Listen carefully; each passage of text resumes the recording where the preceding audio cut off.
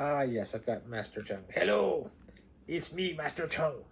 You can see me at Warriors of Virtue Fest at the Mobile Civic Center in Mobile, Alabama on August 4th. Be there, or virtue be yours. How many more of these do I have to do? 20. Ponderous, man. Fucking ponderous. Fudge. Bleh. Yep, I got Master Chung here, and I've also got Alicia Orion. I need the magic potion. I'm addicted. I'm all evil and addicted. God, give me the magic potion and I'll essay you. Yep, I got those. And do I have the ruse? You better believe I've got the ruse from Warriors of Virtue. I also, by the way, have these Biker Mice for Mars figures. I got all three of those. This one's what's his name? Moto, I think. Voiced by Dorian Haywood in the cartoon. That dude was in Full Metal Jacket and a bunch of other stuff. He was a cool actor. Warriors of Virtue is a really weird, surreal kids movie directed by Ronnie Yu, who had a pretty amazing run of American films when he came over and started doing like Bride of Chucky, which probably in some ways spawned the modern horror community. Freddy versus Jason, a really weird kind of Guy Ritchie-esque movie called Formula 51, I think. Yeah, with Sam Jackson running around in a kilt. I actually like that one. I kind of like it better than Guy Ritchie movies, but don't tell anybody. A very good visual stylist. This Warriors of Virtue is very much in the vein of some of his Hong Kong work, like Bride with White Hair. He does this weird slow motion effect whenever there's like kung fu fighting. The guy who plays the villain, I forgot his name. He was in the Braveheart. Really a kind of wild, over the top performance. The whole movie seems to be kind of based off of like old 80s kids movies, like The Neverending Story, even The Neverending Story Part 2. It's like the only movie I've ever seen that I thought like, maybe The Neverending Story Part 2 was an influence on this.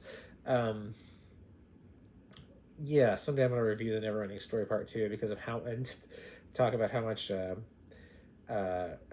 Jonathan Brandis kind of reminds me of Renee Falconetti. But that's for another time. It's a deeply weird movie financed by like four dentist brothers. I love weird kids movies, so I'm all about it. You don't really need the little kid main character in the movie. Like, I kind of just would like want it to focus more on the ruse. Oh yeah, also about the action figures. It's great because you can also get a Michael J. Anderson action figure from the movie, which I do have, and a Tom Tolles action figure is General Grillo. So like you can have an action figure of Tom, the guy who played Otis in Henry Portrait of a Serial Killer. So that's cool. Yeah, and then also the dude from Seinfeld. I forgot the guy's name, but the guy who gets his who calls Jerry a phony. He can get that action figure of him as well. So yeah, Warriors of Virtue toys, very cheap online.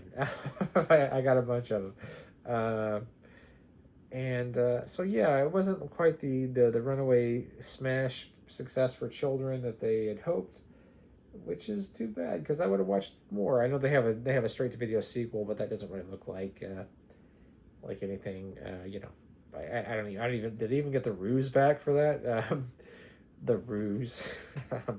Yeah, the ruse are kind of like these like kangaroo people that they're sort of loosely based off like Teenage Mutant Ninja Turtles, and then they hang around listening to Master Chung spout his wisdom. Yeah, I don't need a lot of like backstory in movies, but it's kind of like at the whole beginning, the main character Ryan is hanging out with the guy from Big Trouble in Little China. The guy Jack Burton's friend, and in a Chinese, like he's just going to the back of the kitchen and watching him cook and stuff, and he's like, Ryan, let me tell you about the Warriors of Virtue, and you just kind of go like, why is he hanging out with this dude? I don't I don't get it.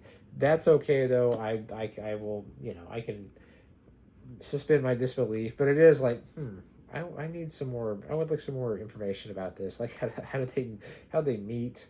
Why is he so accepted?